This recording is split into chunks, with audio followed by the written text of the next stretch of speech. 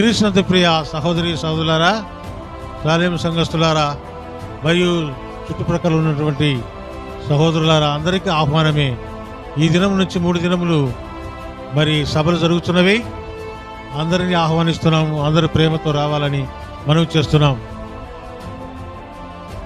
ప్రార్థన చేసి ప్రారంభించుకుందాం.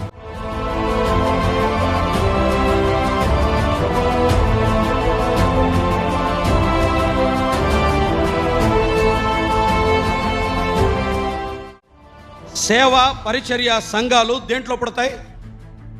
శ్రమల మధ్యనే పుడతాయి, సుఖాల మధ్య కాదు సుమా. 2 ఐక్యత మధ్య పుట్టేది, నమ్మకస్తులు కలిసి పనిచేయగా ఏర్పడేది సంఘం, సేవ జరిగేది పరిచర్య. 3వది యోగ్యులైన వారు పక్కన నిలబడినప్పుడు, సహకరించినప్పుడు ఏర్పడేది సంఘం. పరిచర్యకు సూత్రాలు ఇవే. పౌలు ప్రసంగిస్తుండగా నిలబడే యోగ్యులు కావాలి. చక్కగా ఉపయోగపడుతున్న వారు, నమ్మకస్తులైన వారు, యోగ్యులైన వారు మాట్లాడుతున్నప్పుడు ప్రక్కన నిలబడండి. అది కూడా సేవనే, అది కూడా పరిచర్యే.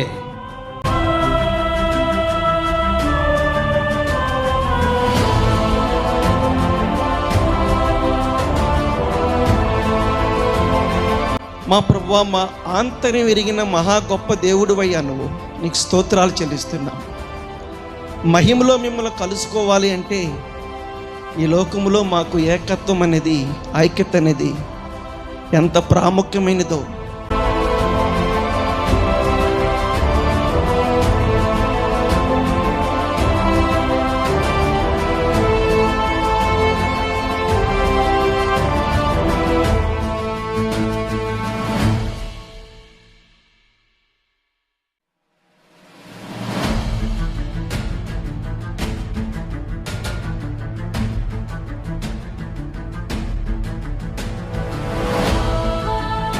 పాపులను రక్షించడానికి క్రీస్తు యేసు లోకమునకు వచ్చాను. ఎవరి కొరకు వచ్చాడు? పాపుల కొరకు వచ్చాడు. పాపులను రక్షించడానికి క్రీస్తు యేసు లోకమునకు వచ్చాడు. అయ్యా అమ్మా, పాప దాస్యంలో నలిగిపోతున్న నిన్ను నన్ను చూశాడు. ఆనాడు ఫరో దాస్యంలో నలిగిపోతున్న ఇశ్రాయేలు చూసి దిగి వచ్చిన ఆ దేవుడే, ఆ ప్రభువే నిన్ను నన్ను చూసి, నీ నా పాప స్థితిని చూసి, మనం పొందబోయే నరకం, అగ్ని గుండాన్ని ఎరిగిన వాడై, మన జీవితం, మన బ్రతుకు, మన సమస్తం ఎరిగిన వాడై నలిగిపోతున్నాం, కూలిపోతున్నాం, ఏడుచుకుంటున్నాం, దిగజారిపోతున్నాం. ఇంతేనా నా బ్రతుకు అనుకుని ఏం చేయాలో అర్థం కాక సతమతమవుతున్నా నిన్ను నన్ను చూశాడు. యేసు క్రీస్తు అని పేరుతో ఈ లోకానికి వచ్చాడు.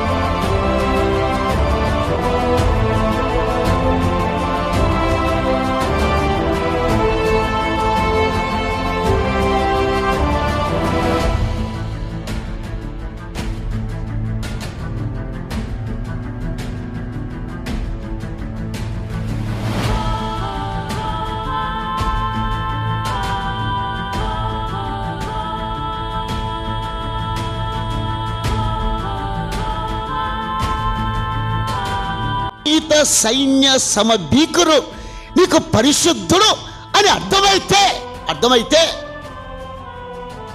నేను పరిశుద్ధంగా బ్రతుకుతాను.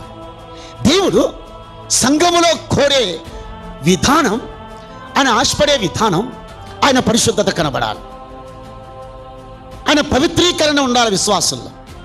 కాబట్టి ఈ లోకములో దేవుడు నిన్ను పిలిచింది బయనలా. ఈ లోకములో ఆయనకు ప్రాతినిధ్యం వహిస్తున్నాం. దేనికి? పరిశుద్ధత కొరకే. సంఘం యొక్క ప్రాముఖ్యమైన లక్షణం పరిశుద్ధత. పరిశుద్ధత లేని వారిని ప్రసంగికులుగా వాడుకుంటున్నారు కొంతమంది, అవివేకంగా, అజాగ్రత్తగా సంఘాన్ని పాడు చేయడానికి. మన అభిమానాలు కాదు ముఖ్యం, పరిశుద్ధ జీవితం ముఖ్యమైనది.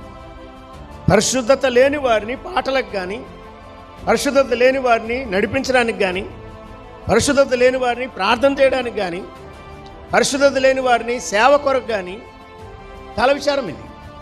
పరిశుద్ధత లేని వారిని వాక్యపరిచర్యకు కానీ మనం ఎంకరేజ్ చేయకూడదు, పిలవకూడదు, ప్రోత్సహించకూడదు.